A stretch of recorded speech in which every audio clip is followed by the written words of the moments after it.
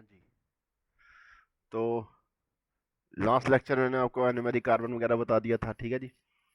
हाँ, तो आप ये देखो, क्या मैं इसको हेमी एसिटल फॉर्म नहीं बोल सकता? हेमी एसिटल भी बोल सकता। हेमी एसिटल, बिकॉज मैंने बोला हेमी एसिटल क्या होता है, जहाँ पे एक कार्बन को एक OH लगाओ और ईथर ग्रुप लगाओ, तो ये OH लगा तो है, this is hemiacetal form, यानी कि ring forms of monosaccharides of sugars, लिख लेते हैं, आर हेमी एसिटल्स, और हेमी एसिटल्स, ठीक है जी।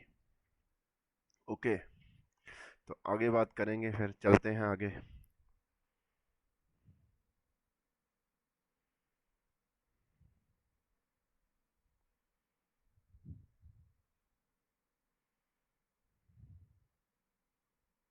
साइक्लिक फॉर्म,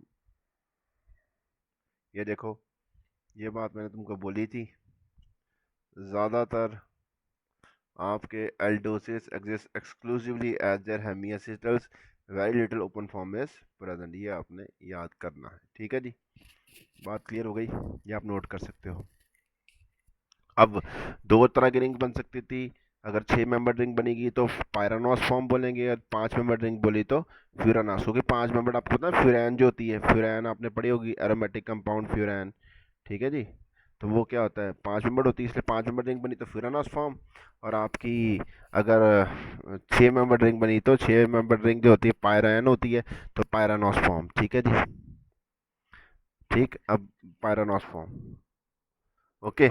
आप याद रखना एक बात और, जो आपके ग्लूकोज है वो पायरानॉस फॉर्म में एग्जिस्ट करना पसंद करती है, और फ्रक्टोस जो कीटो शुगर है, फ्रक्टोस किसके फ्यूरानॉस फॉर्म में होती है, वो 5 मेंबर की फॉर्म में होती है, ठीक है जी।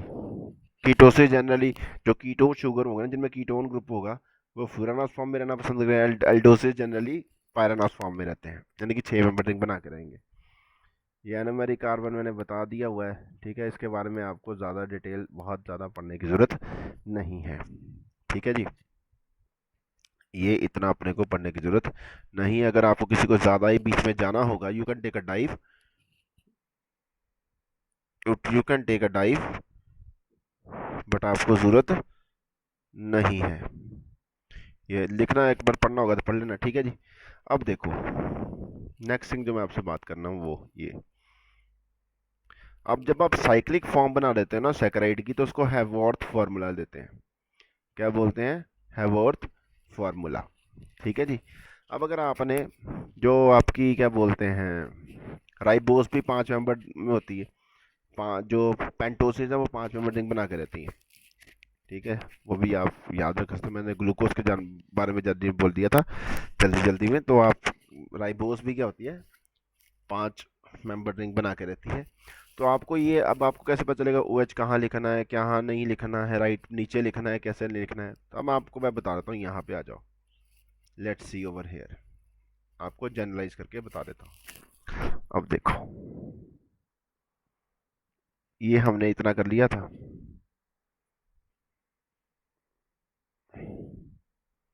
ओके,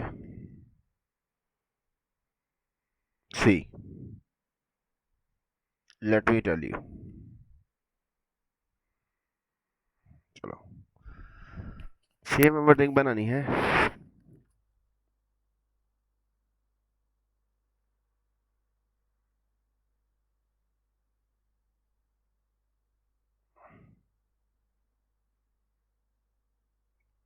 जैसे फॉर एग्जांपल मैं ग्लूकोज के लिए बनाऊँ, मैं ग्लूकोज की 6 मेंबर रिंग बनाने लगा हूँ,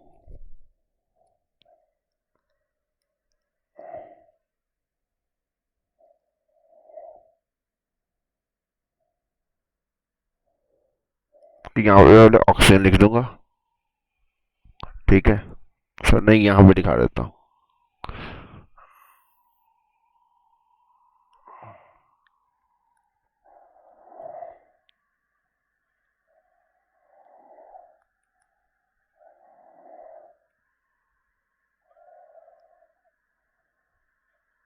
दिया, हो गया। एक बात याद रखना, जितने भी ओ एच जो राइट साइड पे हैं वो नीचे आएंगे और जो लेफ्ट साइड पे हैं ऊपर आएंगे। यानी कि अगर ये ओ एच है तो मैं यहाँ पे अगर डंडा मारूंगा ना, यहाँ पे लिखूंगा, डंडे लिखूंगा,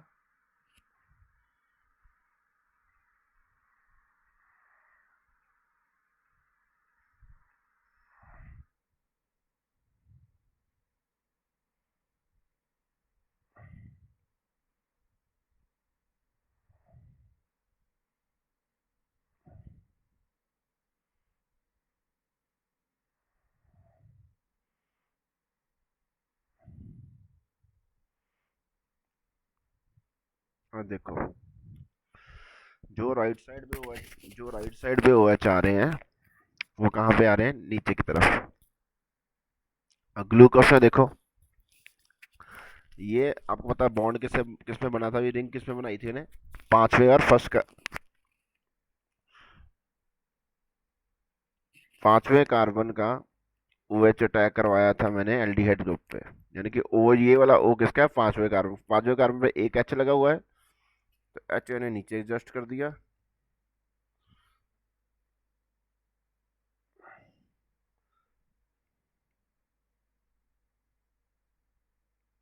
एच नीचे एडजस्ट कर दिया, यहाँ सी एच टू लगा हुआ है, सी एच इस कार्बन को, ये आगे ये ऑक्सीजन के थ्रू इसको जुड़ेगा और बाकी चेन आगे चलती जाएगी।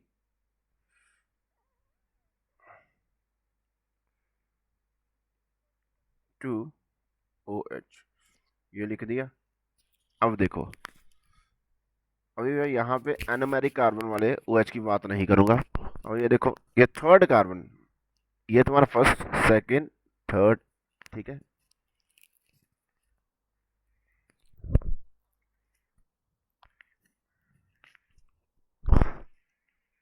ऑल आल्थ्रोस मांगे, और आल्थ्रोस ग्लूकोस मांगे, ठीक है, ये ग्लूकोस है, ठीक है, मेरे को भी भूल जाता है, ग्लूकोस ये है, ठीक है जी। अब ये देखो थर्ड कार्बन का वच कहाँ पे है, लेफ्ट पे। ये तुम्हारा एल्डिहाइड वाला कार्बन था,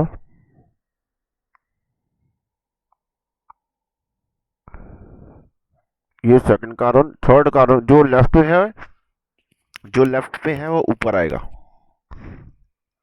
इस डंडे के और लिखूंगा। और जो राइट पे वो है वो सारे कहाँ आ जाएंगे, नीचे आ जाएंगे।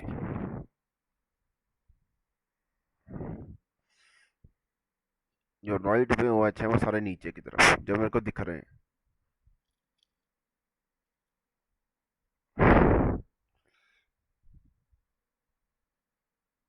फोर्थ कार्बन का OH भी नीचे है, ये थर्ड था, ये फोर्थ कार्बन OH नीचे आएगा क्योंकि ये किस साइड पे आ रहा है,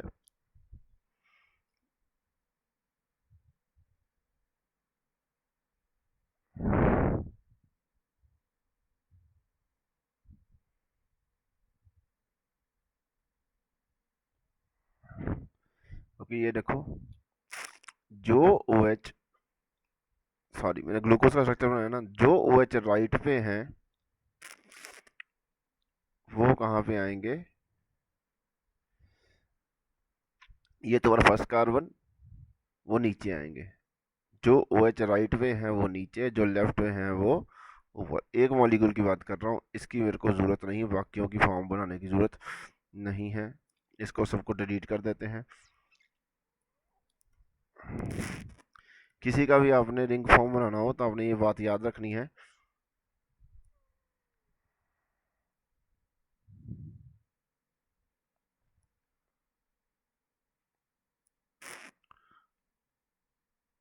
right OH goes down in Haworth projection, ठीक है जी। और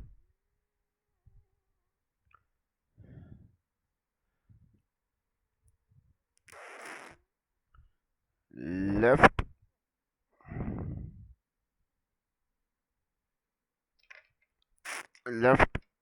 OH goes up, ठीक है, इन हैवॉर्थ, अब देखो, ठीक है। अब आपको याद रखना अल्फा फॉर्म में, अब इस कार्बन पे OH कैसे लगाना है। अल्फा फॉर्म में वो नीचे होता है एनोमरी कार्बन में, और बीटा फॉर्म में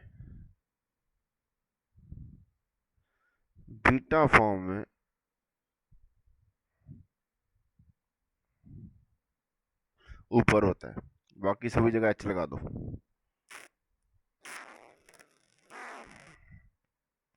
जो बचती हैं उन वैलेंसीज पे H लगा दो।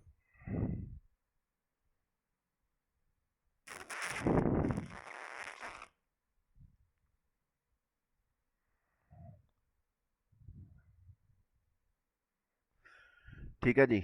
जो बचती वैलेंसीज हैं उन पे आपने क्या क्या लगा दी, ये बीटा ग्लूकोज की पायरानॉस फॉर्म है और ये अल्फा ग्लूकोज की है। आपको याद कैसे रखना है कि बीटा किसको लिखना है मैंने ग्लूकोज में, ठीक है जी। बीटा बीटा फॉर्म किस में लिखनी है, बीटा फॉर्म यहाँ पे बी से बादल याद रखो और बी से बीटा याद रखो कि बीटा बीटा में जो एनोमरी कार्बन वाला OH है वो बादलों की तरफ यानी कि ऊपर की तरफ होता है, ऊपर होते हैं ना बादल, ये बीटा हो गया। किसी भी चीज़ का बीटा फॉर्म में OH एनोमेरिक वाला OH ऊपर और अल्फा फॉर्म में OH नीचे। बाकी तो नॉर्मल चलेंगे कि बाकी तो हमने देखने हैं कि लेफ्ट में है कि राइट में है, ठीक है जी। वो हम देखेंगे, जो लेफ्ट वाले OH हम ऊपर की तरफ लिखेंगे और राइट वाले OH नीचे की तरफ, ठीक है जी। चलो, ये मेरे ख्याल से मैंने आपको हैव वर्थ बना दिया कि इस रिंग फॉर्म से ओपन फॉर्म से ये कैसे लिखनी है। चलो आगे बात करते हैं। You can clearly see over, जब बीटा ग्लूकोज ग्लूकोज पायरानॉस फॉर्म बनी हुई है, ऊपर की तरफ पॉइंट कर रहा है, ये ग्लूकोज ही बना हुआ है, ठीक है जी। एक चीज़ आपने नोट करना है, ये आपको पता है साइक्लोहेक्सेन वैसे ऐसे नहीं होता, साइक्लोहेक्सेन ऐसे होती है, ठीक है। और आपने क्या नोट करना भाई साहब, जो बीटा फॉर्म में ना सिर्फ आपका बीटा फॉर्म में जो आपका आपको पता है जो H है, जो बीटा फॉर्म में जो एनोमेरिक वाला सारे OH कहाँ पे होते हैं, इक्वेटोर पोजीशन पे। चाहे CH2OH देखो, सारे OH वाले ग्रुप कहाँ पे हैं, इक्वेटोर पोजीशन पे। और अल्फा फॉर्म में जो आपका जो OH है वो किस में आता है, एक्सियल में आता है। उल्टा जाएगा ना, देख लो, एनोमेरिक कार्बन वाला OH, ये वाला OH, ठीक है जी। ये आप पूछ सकते हैं कि एक्सियल लगा होता है कि इक्वेटोरियल। बीटा में सारे OH इक्वेटोरियल होते हैं, अल्फा में सिर्फ आपका ये वाला OH कहाँ पे होता है, जो एनोमेरिक कार्बन वाला OH कहाँ पे होता है, एक्सियल होता है, ठीक है जी। चलो, ये एक आपको क्वेश्चन मैंने करा दिया। आगे चलते हैं फिर। ओके, अगला क्वेश्चन आ जाता हमारे पास, देखते हैं आगे।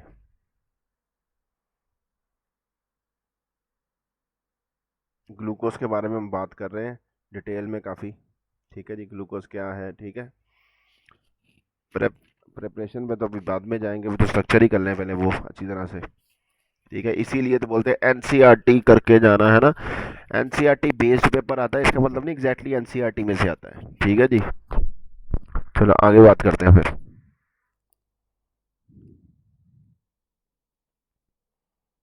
Let's check it out. अब एक टर्म होती है म्यूटा रोटेशन।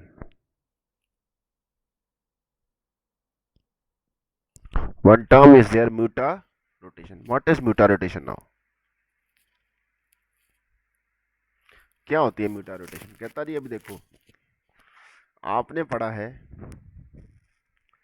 जो ग्लूकोज की दो फॉर्म्स हैं रिंग फॉर्म में, ज़्यादातर ग्लूकोज किस फॉर्म में रहना पसंद करता है, रिंग फॉर्म में, ओपन चेन फॉर्म में रहता नहीं, ठीक है जी। अब देखो दो फॉर्म होती है अल्फा और बीटा, कहता जब इनको रखोगे ना, इनको एक्वस सोल्यूशन में रख दोगे, इसको उठा लेते हैं, Ctrl+C, न्यू डॉक्यूमेंट खोल लेते हैं,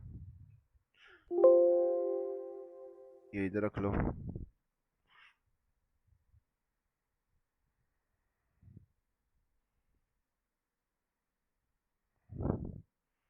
और उनकी हम वो भी ले आते हैं, क्या ले आते हैं,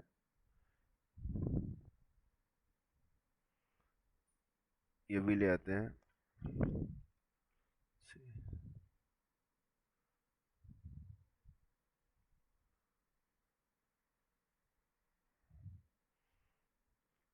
नोट करते जाना वही कर क्या रहा हूँ मैं।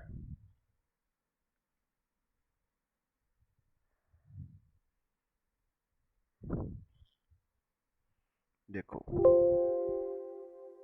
ये देखो, अब कहता है जी, अब अगर एक्वा सोल्यूशन में रखो ना,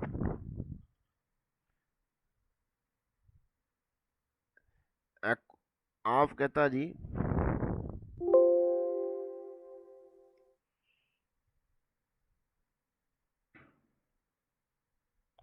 कहता अगर आप देखो, आपको पता है ग्लूकोज जनरली किस फॉर्म में रहता है, ओपन चेन फॉर्म में रहता है। आप ग्लूकोज को अल्फा फॉर्म में भी आइसोलेट कर सकते हो और बीटा फॉर्म में भी आइसोलेट कर सकते हो, किया जा सकता है। ठीक है जी। देखो जैसे कहता है जी, अगर आप अल्फा फॉर्म का अगर आइसोलेट करोगे तो उसका मेल्टिंग पॉइंट इतना आता है, ठीक है जी, और उसकी रोटेशन इतनी होती है, रोटेशन क्योंकि वो कायरल है तो रोटेशन आएगी आएगी। ठीक है, बीटा फॉर्म का मेल्टिंग पॉइंट इतना है और उसकी रोटेशन इतनी होती है। ठीक है, बीटा फॉर्म कम है, रोटेशन इसकी ज़्यादा है। कहता अगर आप इनको एक्वा सोल्यूशन में रख दो, एक्वा सोल्यूशन में रख दोगे, चाहे आप अकेली अल्फा फॉर्म से स्टार्ट करो, अकेली अल्फा फॉर्म लेके स्टार्ट कर दो, उसको पानी में डाल दो, या अकेली बीटा फॉर्म को लेके उसको पानी में डाल दो, थोड़ी देर बाद तुमको देखोगे प्योर अल्फा की रोटेशन तो क्या थी, प्योर अल्फा की रोटेशन थी 112.2 और प्योर बीटा की रोटेशन कितनी थी 18.7। थोड़ी देर बाद देखोगे आपकी रोटेशन की वैल्यू 52.5 आएगी, आपकी रोटेशन की वैल्यू क्या आ जाती है 52.5। कहता ये कैसे होगा, ना ये प्योर अल्फा है ना ये प्योर बीटा है। कहता क्या होता है इन एक्वस सोल्यूशन, आपको पता है ये क्या होता है, किस में कन्वर्ट होता है, ये रिंग से किस में चला जाता है, ओपन फॉर्म में, और ओपन फॉर्म वापस किस में जाता है, रिंग में। और ऐसा करते समय वो अल्फा में भी जा सकता है और बीटा में भी जा सकता है। और जब वो ऐसा करता है तो उसका एक इक्विलिब्रियम मिक्सचर बन जाता है जिसमें बोथ अल्फा फॉर्म भी होती है और बोथ बीटा फॉर्म होती हैं। ठीक है जी, तो देखते हैं, पढ़ते हैं बीटा रोटेशन क्या होता है। On standing rotation of solution containing the alpha isomer decreases from 112 तो इतना and beta isomer की बढ़ेगी, this phenomena is called muta rotation। ये aqueous solution में बात हो रही है, on standing the solution, ठीक है ना। each solution initially contain one aromatic form, undergoes equilibration to a same mixture of alpha and beta। आप चाहे अल्फा फॉर्म प्योर से स्टार्ट करो चाहे बीटा फॉर्म प्योर से स्टार्ट करो, पानी में डाल दो, थोड़ी देर आपकी रोटेशन की वैल्यू 52.5 आ जाएगी। अल्फा की 112 थी, उसकी बीटा की 18 थी, यानी कि अल्फा की कम हो गई, बीटा की बढ़ गई। ठीक है जी, अल्टीमेटली क्या हो गया जी, मतलब आपका एक इक्विलिब्रियम मिक्सचर बन जाएगा, यहाँ पे आके वैल्यू और चेंज नहीं हो रही। तो वो जो मिक्सर है उसमें क्या होता है, अल्फा फॉर्म भी होती है बीटा फॉर्म भी होती है, और अल्फा कितनी होती है 36% और बीटा कितनी होती है 64%। ठीक है जी, क्वेश्चन ये भी आ सकता है कितनी कौन सी फॉर्म कितनी कितनी होती है। ठीक है जी, ओके चलो आगे चलते हैं। देखो 18 से 52 थोड़ा सा चेंज हुआ, बट 112 से 52 आधा ही रह गया, मतलब आधे से ज़्यादा चेंज हो गया होगा। दिस इज इट, आप याद रख सकते हो कि ज़्यादा कौन सी फॉर्म होती है, अल्फा फॉर्म होती है, ज़्यादा बीटा फॉर्म होती है, थोड़ी सी क्या होती है alpha form. The beta pyranose form is the major species present in aqua solution of D glucose. ये क्वेश्चन आ जाएगा आपको, ग्लूकोज का अगर एक्वा सॉल्यूशन लेते हो तो उसमें कौन सी फॉर्म होती है एक्वा सॉल्यूशन में, बीटा पायरानोस, बीटा फॉर्म ज़्यादा थी। जबकि आपकी मैनोस का अगर आप लोगे तो उसमें अल्फा पायरानोस होगी। ठीक है जी, म्यूटा रोटेशन शो करते हैं मोनोसेक्राइड्स। ठीक है जी, बात क्लियर हो गई क्या नहीं हुई, क्लियर हो गई है, ओके।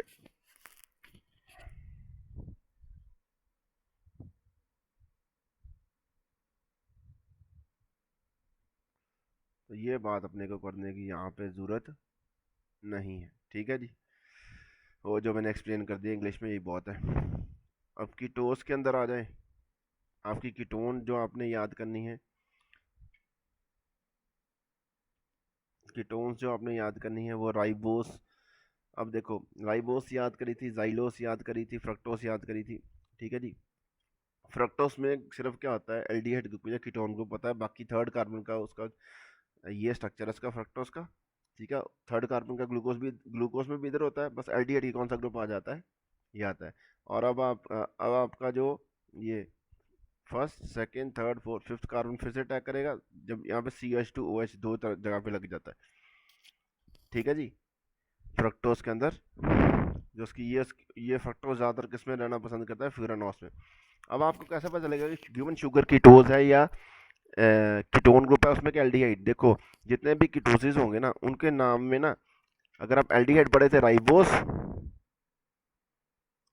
ठीक है, एल्डोस पढ़े थे, तो अगर मैंने उसकी कीटो बनानी है तो राइब्यूलोस, ये यू एल वर्ड एक्स्ट्रा आ जाता है, जाइल्यूलोस, ये देखो यू एल फ्रक्टोज का ये, ठीक, क्लियर हो गया। आगे बात करते हैं।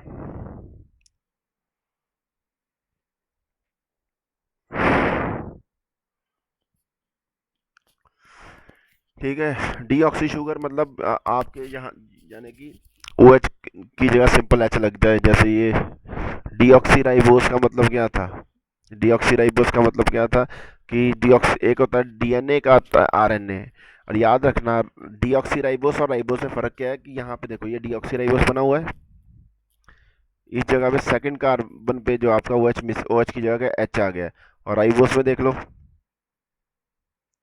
राइबोस कहाँ गई, सी और राइबोस स्ट्रक्चर, फर्क इतना ही है डीऑक्सी राइबोस और राइबोस में। राइबोस में देखो सेकंड कार्बन पे OH होता है, अगर डीऑक्सी होगा यहाँ पे OH की जगह क्या हो जाएगा, H हो जाएगा, बस डीऑक्सी का मतलब ये होता है।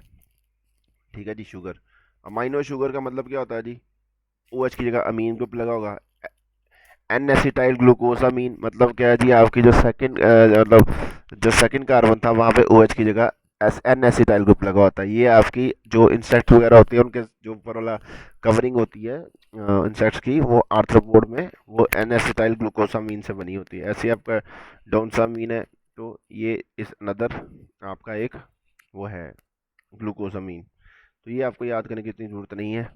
ठीक है, अब एक चीज़ होती है ग्लाइकोसाइड्स। अब रिएक्शंस देख लेते हैं।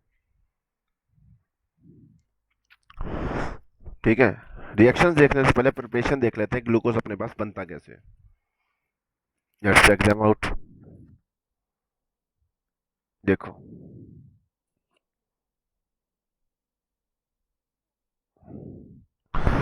फ्रॉम केन शुगर, ये आपने केमिकल काइनेटिक्स में भी करा था, इन्वर्जन ऑफ शुगर, यानी कि आप सुक्रोज के अंदर आप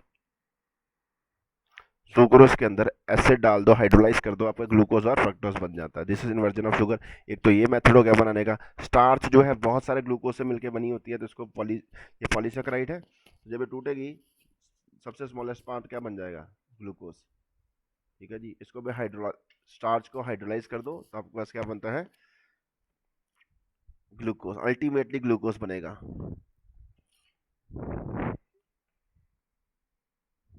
स्टार्च अल्टीमेटली जो है बहुत सारे ग्लूकोज मॉलिक्यूल से जुड़ के बना होता है, पॉलीसेकेराइड है, इसके बारे में आपको भी थोड़ा सा और बताऊंगा। ठीक है, स्टार्च के बारे में। ठीक है, तो इसमें हमारी क्या होती है, अल्फा लिंकेजेस होती हैं, बीटा लिंकेजेस हमारी बॉडी में डाइजेस्ट नहीं होती। अभी करेंगे अल्फा लिंकेज, बीटा लिंकेज क्या है करेंगे, अल्फा ग्लाइकोसिडिक लिंकेज और beta glycosidic linkage. Glycosidic linkage क्या होती है वो भी बताऊंगा आपको। ठीक है जी, अभी आगे चलते जाओ।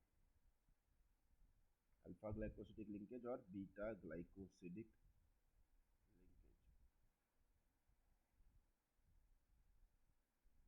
ठीक है, चलो आगे देखते हैं।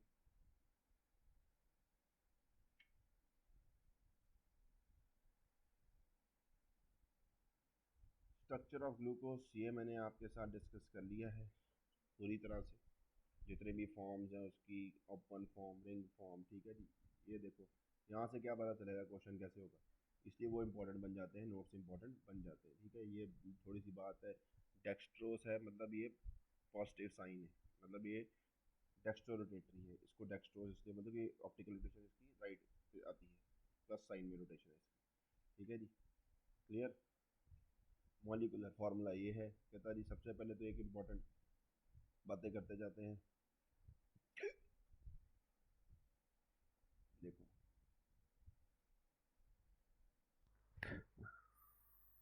अगर आप बहुत स्ट्रॉन्ग ऑक्सीडाइजिंग एजेंट जैसे कि नाइट्रिक एसिड डाल देते हो, ठीक है, तो आपका क्या बन जाएगा भाई साहब, ये नाइट्रिक एसिड डाला तो आपके CHO ग्रुप भी COH में कन्वर्ट हो जाएगा, CH2OH भी किस में कन्वर्ट हो जाएगा, COH में, जो प्राइमरी अल्कोहल भी ऑक्सीजन, तो सैकरिक मतलब एल्डेरिक एसिड बनेंगे, एल्डेरिक एसिड्स। ठीक है जी। एल्डोनिक एसिड्स कब बनते थे? जब आपने माइल्ड ऑक्सीजन एजेंट किया, यानी कि सिर्फ एल्डिहाइड ग्रुप ऑक्साइज होगा। अगर आप ग्लूकोनिक एसिड में सीधा ही मान लो नाइट्रिक एसिड डाल दोगे तब भी आपका क्या बन जाएगा, ये पार्ट बचा ऑक्सीडेशन के लिए, ये भी कर दो। यानी कि ग्लूकोनिक एसिड की ऑक्सीडेशन करोगे तब भी सैकरिक एसिड बनेगा। अगर ग्लूकोज की सिंपल नाइट्रिक एसिड के साथ कर दोगे तब भी आपके पास सैकरिक एसिड बोलेगा। सैकरिक मतलब एल्डेरिक, शुगर का एसिड बन गया है। चलो आगे बात। तो ये देखो, आगे ये ग्लूकोज है, जैसा ग्लूकोज का फॉर्मूला है बस ये सी एच ओ की या सी एच लिख दिया एक जगह, तो ये हो गया तुम्हारा ग्लूकोनिक एसिड, ये हो गया तुम्हारा ग्लूकैरिक एसिड। और सैकैरिक एसिड एक ही बात है। सैकैरिक एसिड का दूसरा नाम ग्लूकैरिक एसिड भी है। ठीक है जी, आगे चलते हैं।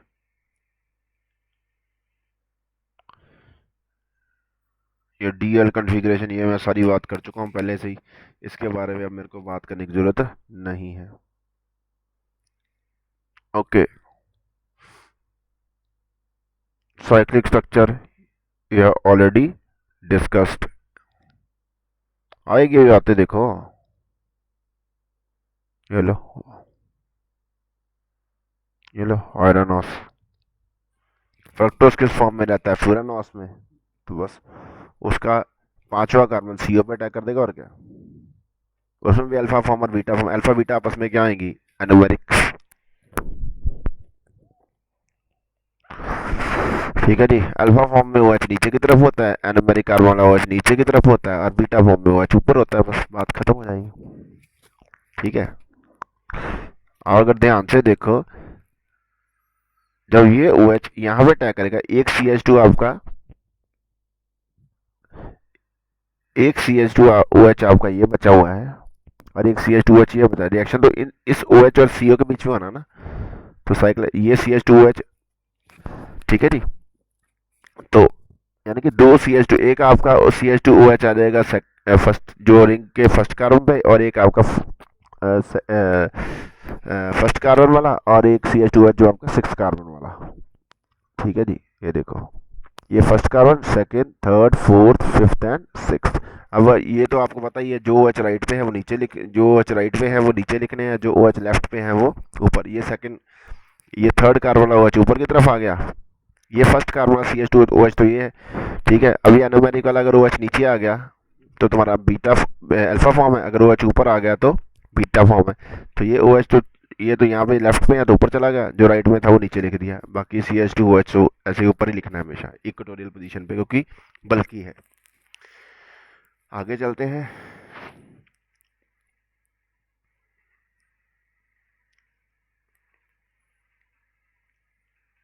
ओके, अभी यहाँ पे और रिएक्शंस उन्होंने नहीं दी, कुछ रिएक्शंस मैं बताता हूँ जो आप यहाँ से देख सकते हो।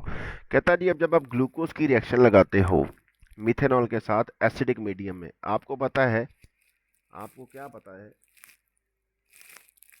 आपको ये पता है कि भाई साहब अभी ये हेमी एसिटल फॉर्म में है, अभी ये हेमी एसिटल फॉर्म में है, क्योंकि ये इस कार्बन पे एक O है, अभी OH है। यानी कि इसकी रिएक्शन अगर मैं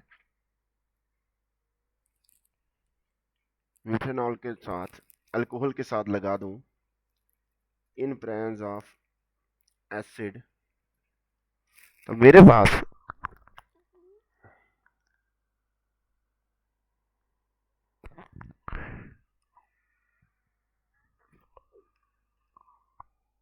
ये तो एक ही रिएक्शन दिखाऊंगा, दूसरे बीटा फॉर्म की नहीं दिखा रहा, बीटा फॉर्म में भी सेम ही रिएक्शन हो जाएगा। अब यहाँ पे ये रहा OCH3 बन जाएगा।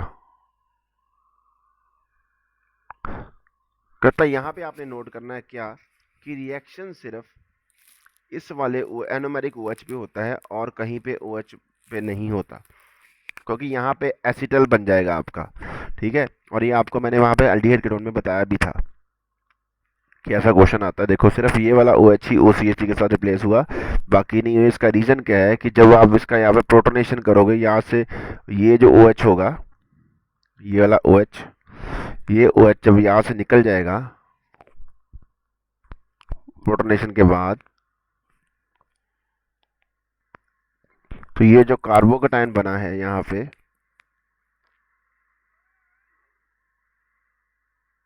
ये कार्बोकेटाइन जब बना है, this carbocation can only be stabilized by resonance.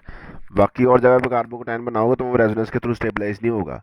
तो ये देखो यहाँ पे वो बात लिखी होगी, ये देखो यही इसी जगह पे पॉसिबल है, बाकी किसी और जगह पॉसिबल नहीं है। तो सिर्फ जो एनोमेरिक OH है वही रिप्लेस होता है, ठीक है जी। ओके, सेकेंड थिंग, अब ये जो बने हैं ये बने हैं ग्लाइकोसाइड्स। क्या बने? मिथाइल ग्लाइकोसाइड बन गए आपके पास। क्या बन गए हैं? Methyl glycoside. इसमें भी अल्फा फॉर्म की रिएक्शन होगा, अल्फा ग्लाइकोसाइड बनेगा। अगर बीटा फॉर्म की लगाओगे तो बीटा ग्लाइकोसाइड बनेगा, ठीक है जी। अब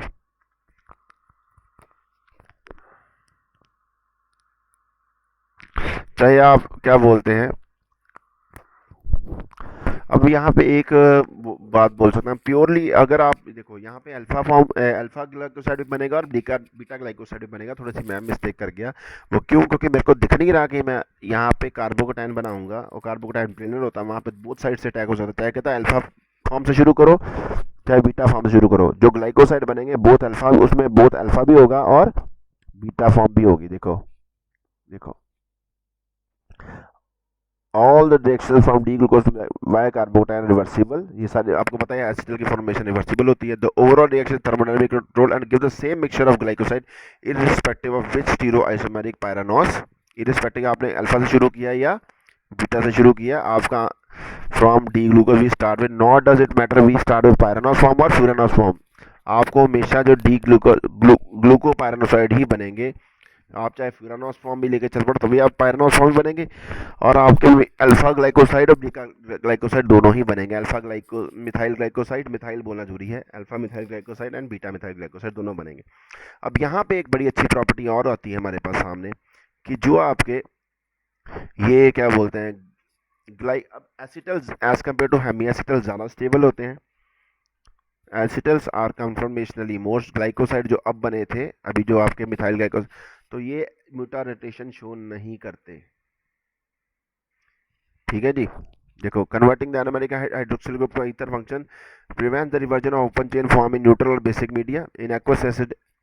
ये दोनों जो आपकी म्यूटारोटेशन होती है न्यूट्रल और बेसिक मीडियम में होती है, तो एक्वस एसिडिक मीडियम एस्टल टूट जाएगा, तो फिर दोबारा से वो आपकी फ्री शुगर आ जाएगी, फिर वो म्यूटा रोटेशन शो कर सकती है। एक क्वेश्चन आपको ये आ सकता है कि मिथेनॉल के साथ रिएक्शन के बाद जो प्रोडक्ट बनता है क्या वो म्यूटा रोटेशन शो करता है? वो म्यूटा रोटेशन शो नहीं करता, ठीक है जी। बात क्लियर हो गई? ओके, तो ये कुछ बातें थी जो मैंने आपके साथ करनी थी। आगे देखते हैं। हाँ जी, तो कुछ और रिएक्शन देख लेते हैं कार्बोहाइड्रेट्स की। अगर आपने सोडियम बोरोहाइड्रेट या सोडियम एल्गम के साथ रिडक्शन करी है, ठीक है जी, तो ये क्या करेगा? CHO को कन्वर्ट कर देगा CH2OH में, ठीक है जी। आपने HI के साथ अभी करी थी ना, HI रेड फॉस्फोरस के साथ हेक्सेन तो बनेगा बनेगा, साथ में क्या बन जाता है? आइडोहेक्सेन बनेगा, ठीक है। क्वेश्चन आ जाएगा तो आप आंसर लिख सकते हो, ठीक है। जब ये शुगर ऐसी बनती हैं तो इनको एल्डिटोल्स बोलते हैं, एल्डिटोल्स, ठीक है जी। क्लियर? एल्डिटोल्स, ठीक। जैसे ग्लूकोज गैलेक्टोज की रिडक्शन करी गैलेसिटोल, अगर ग्लूकोज की रिडक्शन करी तो ग्लूसीटोल और सॉर्बिटोल, ठीक है जी। ठीक, D fructose yield glucitol and mannitol corresponding to possible configuration, ठीक है। ये आप देख लेना कि फ्रक्टोज क्या क्या बनाता है, ग्लूसीटोल बनाता है और मैनिटोल बनाता है, ठीक। तो फ्रक्टोज क्यों बनाएगा? क्योंकि आपको पता है फ्रक्टोज के अंदर C double bond O group होता है। अब ये OH राइट पे भी आ सकता है, OH लेफ्ट पे भी आ सकता है। ये तो प्राइमरी एल्डिहाइड ग्रुप तो CH2OH में कन्वर्ट हो जाएगा ना, नीचे वाली कन्फिग्रेशन कुछ फर्क पड़ेगा नहीं। बट फ्रक्टोज क्या करेगा? ग्लूसीटॉल भी बना सकता है और मैनिटॉल भी बना सकता है, ठीक है। बात क्लियर हो गई? मतलब क्या था भाई, मेरे को लगता नहीं तुमको बात क्लियर हुई होगी। अभी करता हूँ तुमको, यहाँ पे देखो, जल्दी करेंगे थोड़ा सा डिस्कशन। देखो, इसको हटा देते हैं।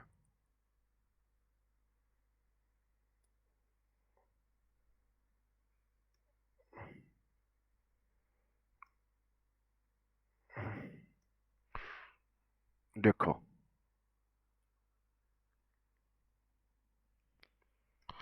फ्रक्टोज का स्ट्रक्चर क्या होता है? Fructose is this thing, OH, और यहाँ पे होता है डबल बॉन्ड ओ। ठीक है जी। और जब मैं इसकी रिडक्शन करूंगा, तो यहाँ पे एक कायरल सेंटर जनरेट हो जाएगा।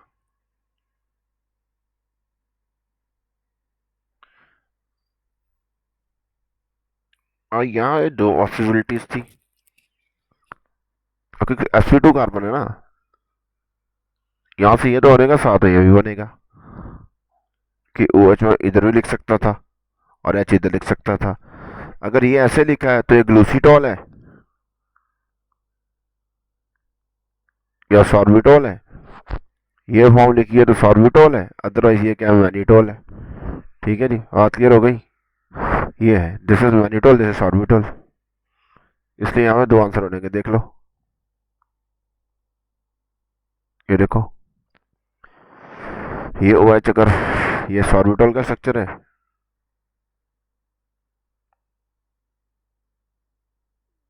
ये सॉर्बिटॉल का स्ट्रक्चर था, मैच कर लो।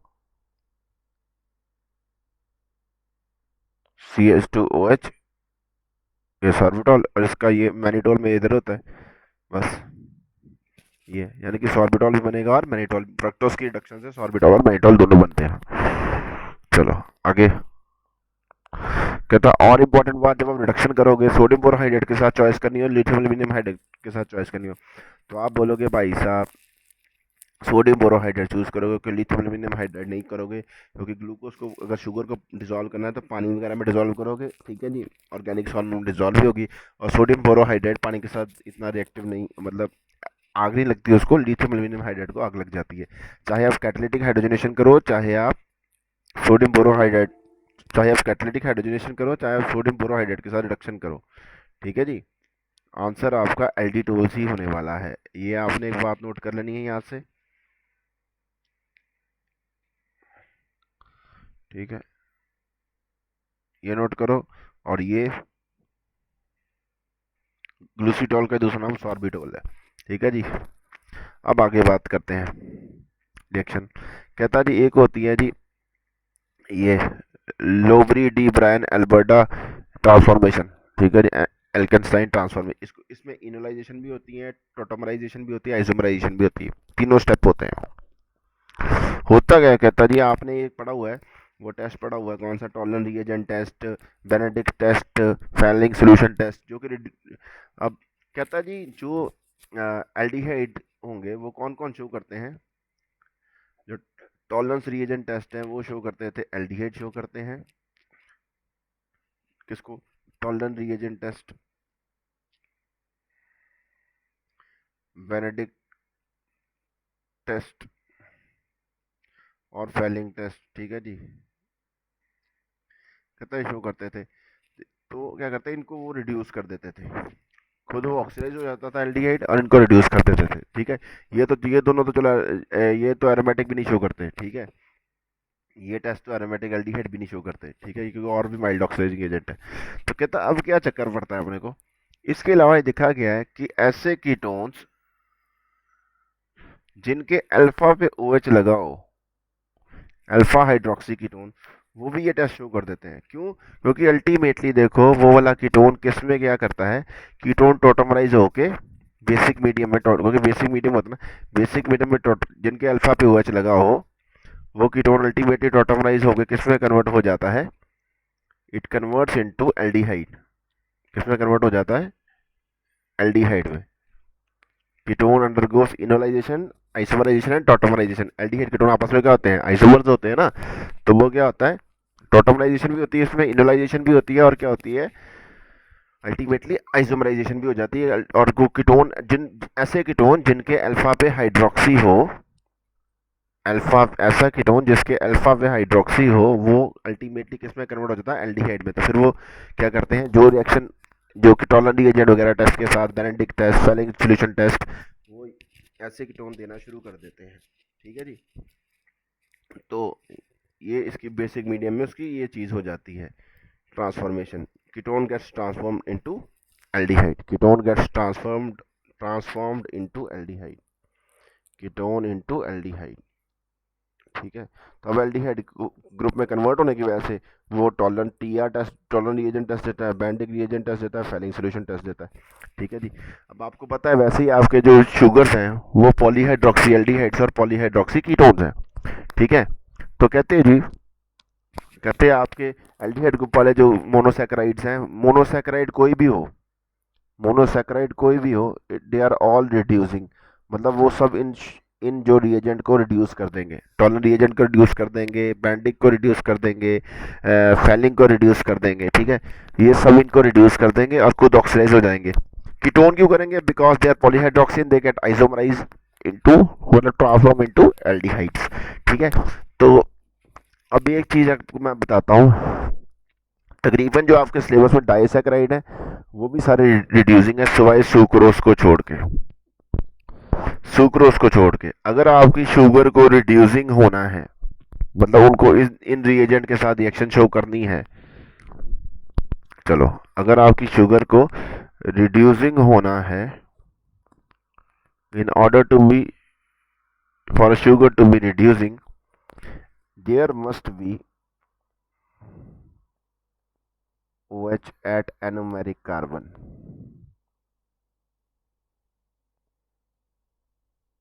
अगर OH फ्री है, फ्री OH है एट एनोमेरिक कार्बन, तो वहां पे वो शुगर रिड्यूसिंग होगी, अदरवाइज नहीं होगी। और अल्टीमेटली ये लिखा होगा फ्री एल्डिहाइड, कभी कभी ये लैंग्वेज लिखी थी फ्री एल्डिहाइड और कीटोन ग्रुप, अगर शुगर को आपको रिड्यूसिंग होना है तो। बात क्लियर हो गई है? ठीक है जी। चलो, यानी कि ये जो OH था, जो जहाँ पे OH आया था नए वाला, अपनी रिंग बनाई थी हमने जो, ये वाले OH आपको फ्री चाहिए होते हैं। जितने मोनोसैकेराइड है उनमें तो ये फ्री होंगे। एक एक आपकी वो अकेली सुक्रोज, ये सी डाइसैकेराइड है जिसमें एनोमेरिक OH फ्री नहीं होता, बाकी सारा में OH फ्री हो जाता है। तो एक आपको पूछे in which of the following is non reducing, तो आप बोल दोगे सुक्रोज ऑप्शन होगा, टिक मारो, आगे वो क्वेश्चन आपका हो गया। ठीक है। अब इसके बीच में आपको ज़्यादा जाने की ज़रूरत नहीं है, डिटेल में ही मैंने बता दिया। इसमें क्या होता है, क्वेश्चन पूछेंगे जो अल्फा हाइड्रोक्सी एल्डी कीटोन्स क्यों शो करते हैं आपके टॉलरेंट रिएजेंट टेस्ट वगैरह, तो आप बोल दो कि वो ये लोबरीडी ट्रांसफॉर्मेशन हो जाती है। ठीक है ना। जब वो ये खुद ऑक्सीडाइज होंगे तो इन रिएजेंट्स को रिड्यूस कर देंगे। देखो, जब आप ये कॉपर का 2 पॉजिटिव सॉल्ट हो गए, वो कॉपर 1 पॉजिटिव में कन्वर्ट होकर उसके रेड प्रेसिपिटेट बना देंगे। ठीक है जी। ये दोनों बैंडिंग सोल्यूशन और फेलिंग सोल्यूशन दोनों ब्लू कलर के होते हैं। जब आप उसको एसिड ऐसे या तो एल्डिहाइड कीटोन में डाल दो, या आप अल्फा हाइड्रोक्सी कीटोन में डाल दो, या आप उसको फॉर्मिक एसिड में डाल दो। उसमें तीसरा और कौन शो कर सकता है? फॉर्मिक एसिड में डाल दो। वो सब क्या करेंगे, इनको रिड्यूस कर देंगे। बेनेडिक्ट और फेलिंग को वो क्या कहते हैं, बेनेडिक्ट में क्या होता है और फेलिंग में कॉपर 2 पॉजिटिव सॉल्ट का सोल्यूशन होता है। ठीक है। एक में सोडियम पोटाशियम टार्ट्रेट होता है, एक में सिट्रेट होता है। ठीक है, यही फर्क होता है।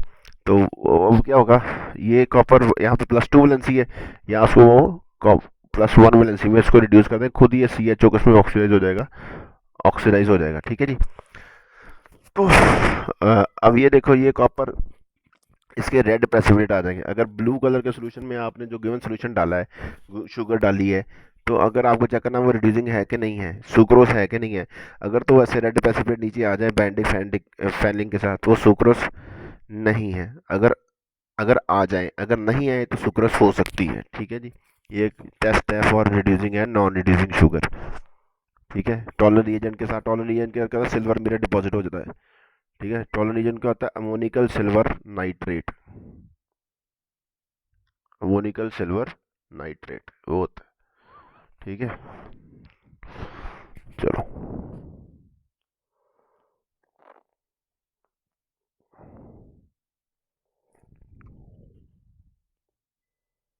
अब ये हम ऑलरेडी पढ़ चुके हैं। ब्रोमीन वाटर के साथ ऑक्सीडाइज करोगे तो वो बन जाएगा, क्या बोलते हैं, एल्डोनिक एसिड। अगर नाइट्रिक एसिड एल्डेरिक एसिड बन जाएंगे, सब हम कर चुके हैं।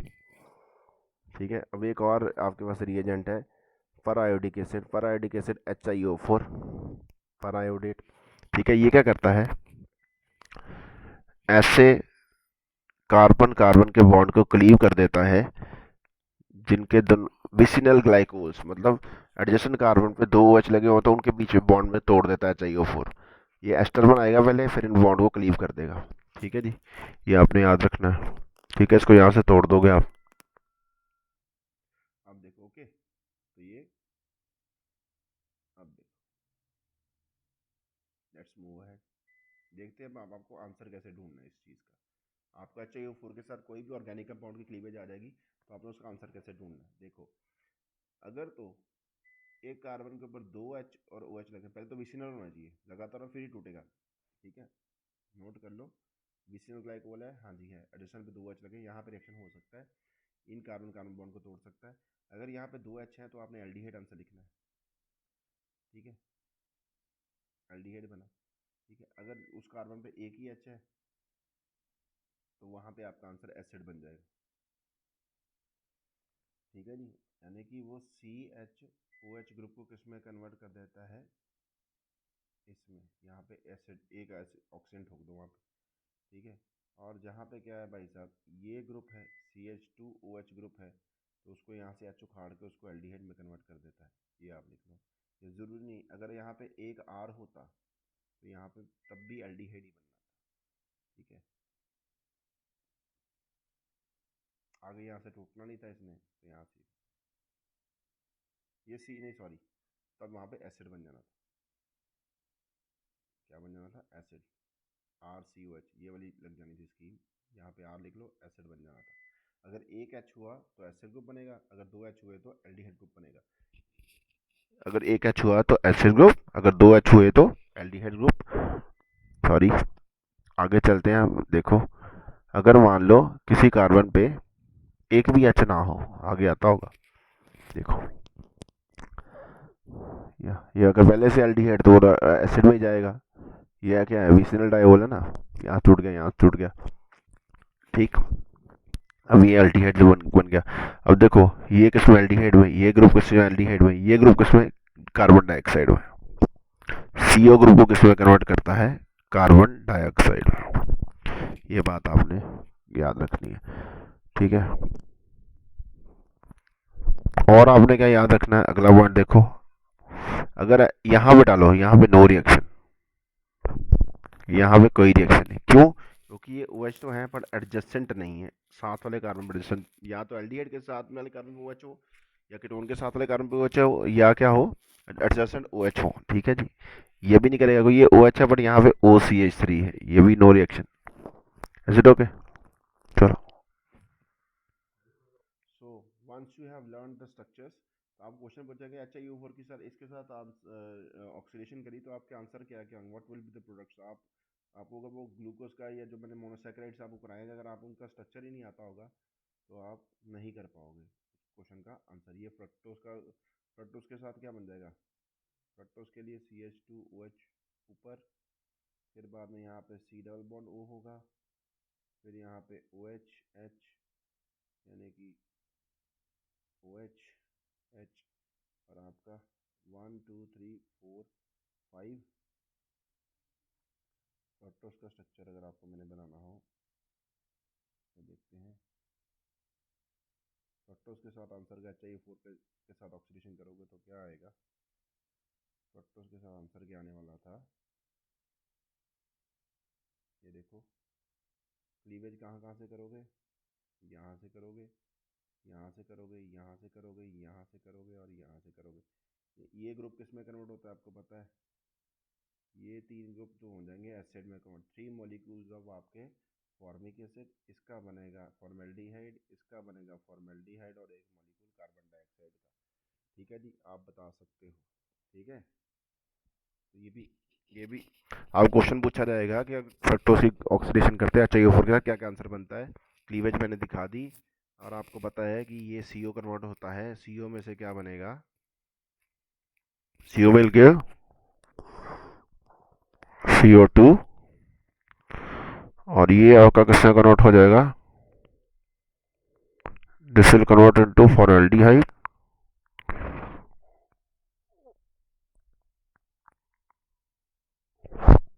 and this will also convert into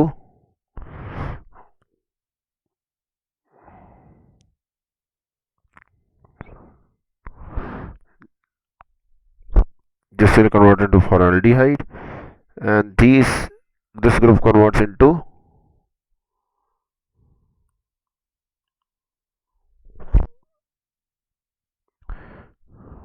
formic acid. ठीक है जी,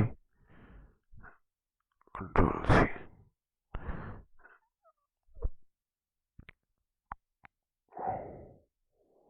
ये हो गया। ठीक है जी, तो 3 मॉलिक्यूल फॉर्मिक एसिड के, 1 मॉलिक्यूल कार्बन डाइऑक्साइड का, 2 मॉलिक्यूल फॉर्मेल्डिहाइड, ये क्वेश्चन आ जाता है जी। ठीक है, सिमिलरली अगर आप इसकी करते हैं, ग्लूकोज की कर देते फॉर एग्जांपल, यहाँ से तोड़ोगे, यहाँ से, यहाँ से, यहाँ से और यहाँ से, ये मॉलिक्यूल कन्वर्ट होगा, 1 मॉलिक्यूल ऑफ फॉर्मेल्डिहाइड, ये क्या होगा, formic acid. 1 2 3 4 5 molecule formic acid के और 1 मॉलिक्यूल फॉर्मेल्डिहाइड का। ठीक है जी, देख लो ये, अगर नहीं यकीन तो ये देख लो भाई साहब। CHO ग्रुप किसमें ऑक्सीडाइज होता है। ठीक है जी, बात खत्म। ठीक है जी, तो इससे आप बता सकते हो क्या प्रोडक्ट बनेंगे। इसके बाद और रिएक्शन क्या है जी। हाँ जी, अगर आप ये HCl मतलब पेंटा एसीटेट बन जाएगा, ये वही रिएक्शन है कि सारे OH की जगह OCH लगा दो। अगर आप क्या बोलते हैं, एसीटोन के साथ रिएक्शन लगा दोगे तो जो दो OH है आपको पता है वो क्या बनाते हैं, 2 OH मॉलिक्यूल एक कीटोन के ऊपर रिएक्ट कर एसिटल बना देते हैं। तो इन दोनों को कंबाइन करो, सिर्फ ये CH2OH को छोड़ के बाकी सारे OH जो है वो जोड़ दो। ठीक है, तो ये आपका बन गया, एसिटल बना दिया आपने वहाँ पे। क्लियर है जी। अगर मैंने आपको इसको एक्सप्लेन करना हो तो देखो, फिर बोलोगे सर ने एक्सप्लेन नहीं करा, पता नहीं लगा।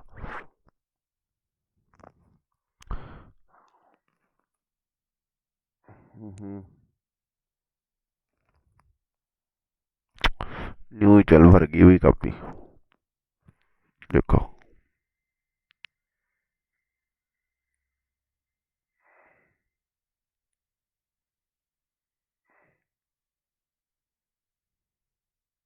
देखो यहाँ लिखा OH,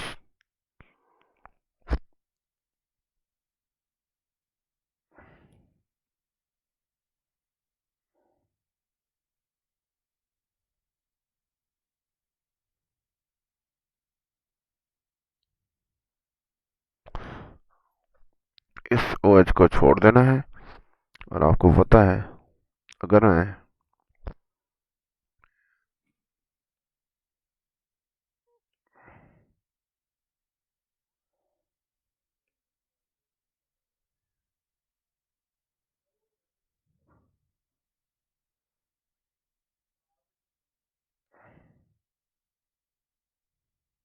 ये देखो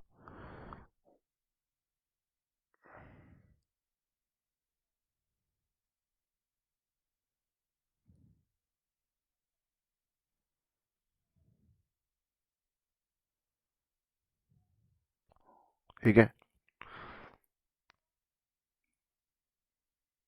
ये देखो। अब आपको मैंने पहले बताया था कि जब दो, यहाँ से आप क्या निकाल सकते हो, यहाँ से H लो, यहाँ से H लो और ये ऑक्सीजन ले लो, यानी कि वाटर निकल गया, ये 2 ऑक्सीजन यहाँ बॉन्ड बना लेंगे तो ये चीज़ बन जाएगी, यहाँ बन गई। सिमिलर यहाँ CH2OH छोड़ देना, बात खत्म होगी। ठीक, आगे देखो। हाँ जी, अब ये रिएक्शन है, हाइड्रोक्सिलमीन के साथ ऑक्साइम बनते हैं। तो अगर आप फिनाइल हाइड्राजीन के साथ, जैसे आपने पढ़ा हुआ रिएक्शन हाइड्राजोन बनते हैं, यहाँ पे ओसाजोन बनते हैं। यहाँ पे क्या बनते हैं जी, ओसाजोन्स। अब यहाँ पे देख लो, यहाँ पे तो रिएक्शन होगा ही, जो CO वाले कार्बन पे तो रिएक्शन होगा ही, जो उसके साथ वाले कार्बन वहाँ पे भी डबल बॉन्ड एन लग जाता है। ठीक है, दिस इज कॉल्ड ओसाजोन।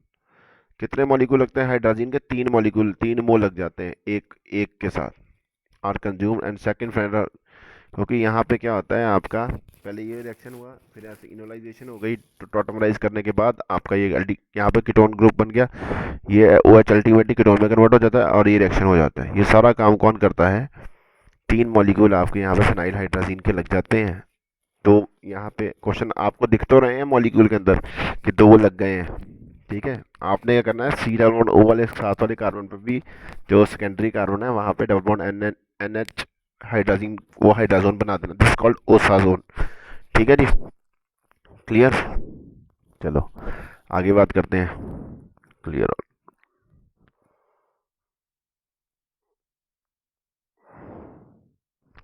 हाँ जी, अब ये सिंथेसिस है,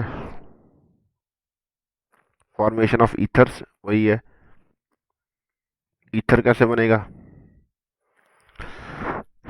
ईथर कैसे बनेगा भाई साहब, अगर आपको पता है अल्कोहल की अगर आप सब्स्टिट्यूशन करवा दो अल्काइलाइड के साथ, तो वहाँ पे अगर बेंजाइल ब्रोमाइड यूज़ कर लिया तो बेंजाइल ये CH2 के ऊपर अटैक कर देगा यहाँ पे आके, ठीक है। तो सारे बेंजाइल बेंजाइल लग गए। अब अगर हाइड्रोजन प्लेडियम लगाओगे तो सिर्फ बेंजाइल वाले उतरते हैं, ये वो अमीन ही उतरेगा, बस ये यार प्रोटेक्शन की तरह काम आता है बेंजाइल ग्रुप फॉर अल्कोहल, ठीक है। ये अगर आपने मिथाइल ईथर लगाना है तो आप बेस डालो, उसके बाद आप मिथाइल सल्फेट डाल दो, क्या डालो, डाई मिथाइल सल्फेट, मिथाइलेटिंग एजेंट, पांचों के पांच पांच बार डालोगे। मिथाइल आयोडाइड भी डाल सकते हो, मिथाइल आयोडाइड के मुकाबले मिथाइल सल्फेट ज़्यादा स्टेबल होता है, इसलिए डाई मिथाइल सल्फेट यूज़ किया हुआ है इधर, ठीक है। ये सिर्फ कंपटीशन पॉइंट ऑफ व्यू से ही, मतलब आपने अगर एक्स्ट्रा पढ़ना है तो, वैसे एनसीईआरटी को अगर आपको पता लग गई तो उसके बाद ओके, तो आगे बात करते हैं। तो अगर आप देखो ओ डी ए ग्रुप कराने लगा हूँ आपको, O T B D M S और O T B D P S, tertiary butyl diphenyl silyl, ये ग्रुप क्योंकि बहुत ज़्यादा स्टेरिकली बल्कि होता है, तो अगर आप इसके टर्शी बिटाइल डाइफिनाइल साइलाइल क्लोराइड के साथ रिएक्शन लगाओगे ना, जो ये सेकेंडरी OH सेकेंडरी सेकेंडरी, ये प्राइमरी OH सिर्फ यहीं पे रिएक्शन होएगा, सिर्फ प्राइमरी OH पे जाता है, ठीक है जी। और इसको साइलाइल ग्रुप को उतारना तो फ्लोराइड सॉल्ट्स डालने पड़ते हैं, इसको रिमूव करना है तो this act as protective group for primary oxygen, ठीक है। ये अगर आपने सिर्फ प्राइमरी ईथर बनाना हुआ तो यहाँ क्लियर हो गया। अब इसके आगे जो भी करेंगे हम लास्ट नेक्स्ट लेक्चर में, थैंक यू।